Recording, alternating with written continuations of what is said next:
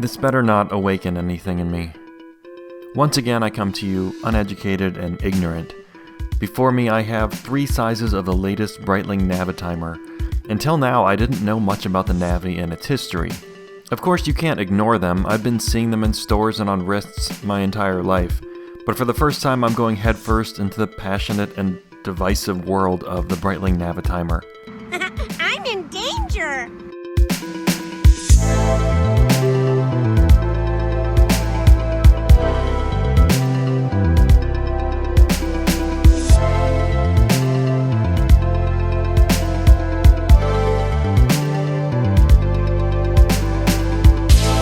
What we have here are 3 watches from the latest iteration of the Navitimer.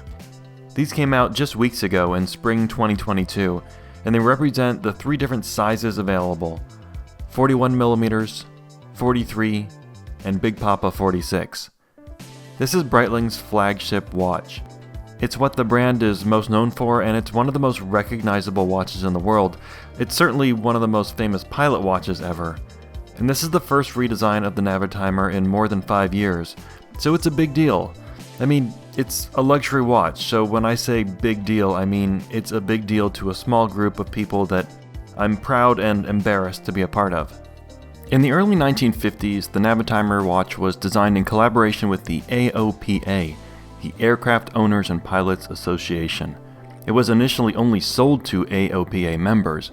Who else but pilots would want a watch that could be used to measure fuel consumption or ground speed from the air? Turns out, a lot of people who basically use their watches as LARPing props. The first reference of the Navitimer was 41mm and used a manually wound Valjoux 72 movement, and it didn't even have Breitling branding on it. The logo on the dial was the logo of the AOPA, and that logo makes its return to the dial in these 2022 watches after being absent for a while. I'm sure it's a controversial change to some nerds, but the Navitimer has seen so many design alterations over the decades through changes in ownership and the quartz revolution that I'm not sure anything is sacred anymore. Speaking as a Navitimer novice, there are several changes here that I appreciate. And I think that's Breitling's goal with these, to appeal to a broad audience and not exclusively to pilot watch obsessives, with all due respect. There are more historically pure versions of the Navitimer with no date and manual movements, but I don't think these are supposed to be historically accurate. I think they're supposed to be attractive.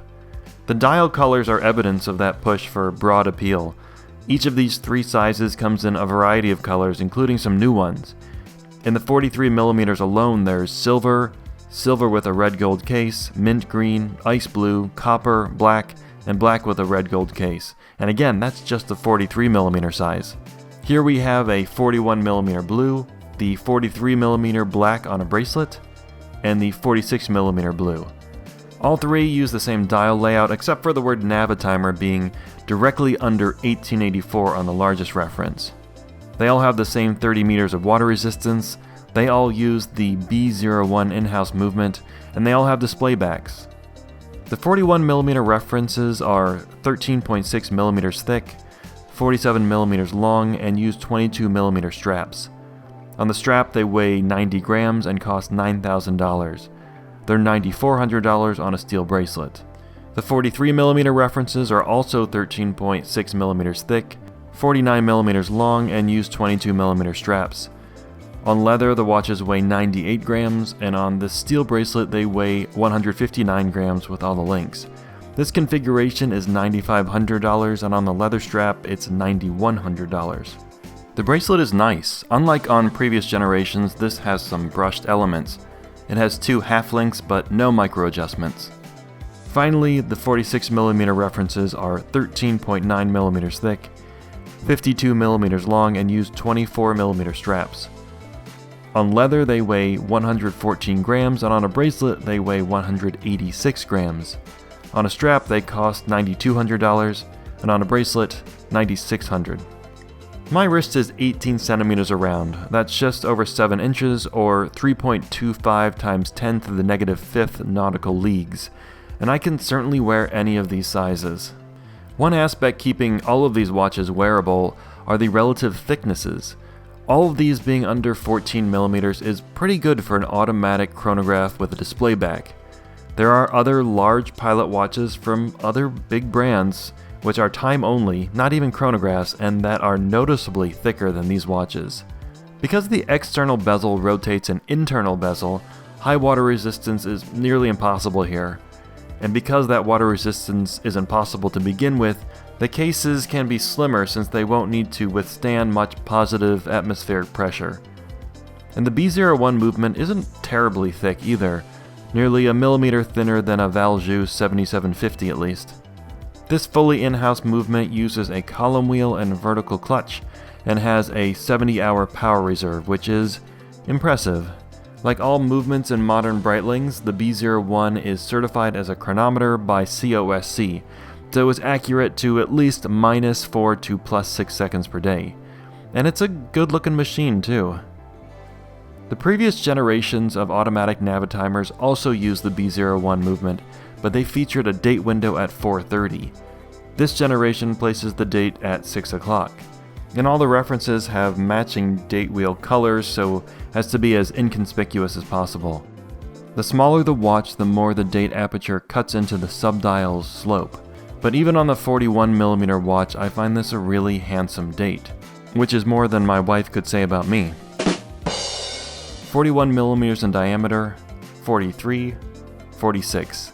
In length, that's 47, 49, and 52mm. Pretty good from the top down. Doesn't look like much or really any overhang. And checking from the side, still pretty good. The lugs don't extend below the case back, but they are slim and they angle away from the top of the case dramatically. And my personal preference here, if I were to buy this on a bracelet, I'd probably go with a 43mm watch. But on a strap, may God have mercy on my soul, I really like the 46mm. I know, small watches or get the f*** out. But I'm really drawn to this monstrosity. And that's the thing, it's not a monstrosity. I find it wearable. For its diameter, it's neither thick nor heavy. It's big, for sure, but by some magic it still feels elegant. And two things about this big boy. One, the 46mm reference is straight up fun, I don't know how else to say it. And second, there's more space for the elements to breathe on this larger dial. The Navitimer is crammed with information, but on a larger dial it's less dense and more legible, like with the larger numbers on the slide rule bezel. It's funny, but I've been using this bezel to convert from miles to kilometers, from Fahrenheit to Celsius, and to see how much money I've lost on the stock market this year. The price tag of these watches gives me some pause though. $9,000 for an in-house chronograph. This is right in line with the El Primero watches from Zenith, certainly below the Daytona, but it's more than $2,000 higher than some in-house chronographs from IWC and Omega. What you're paying extra for could be quality, but my guess is that the price premium is a legend tax. You want an iconic watch, you're gonna pay a little more. And is it worth it? Of course, and of course not. It's worth whatever price makes you happy to own it. That's how this works. That's the only way this works. I learned a lot from my time with the new Breitling Navitimers. I learned about the Navi's history and more about Breitling. I learned how these wear and how to use a slide rule. And more dangerously, I learned that maybe I could be a Navitimer guy. Maybe these have awoken something in me. I gotta stop reviewing watches.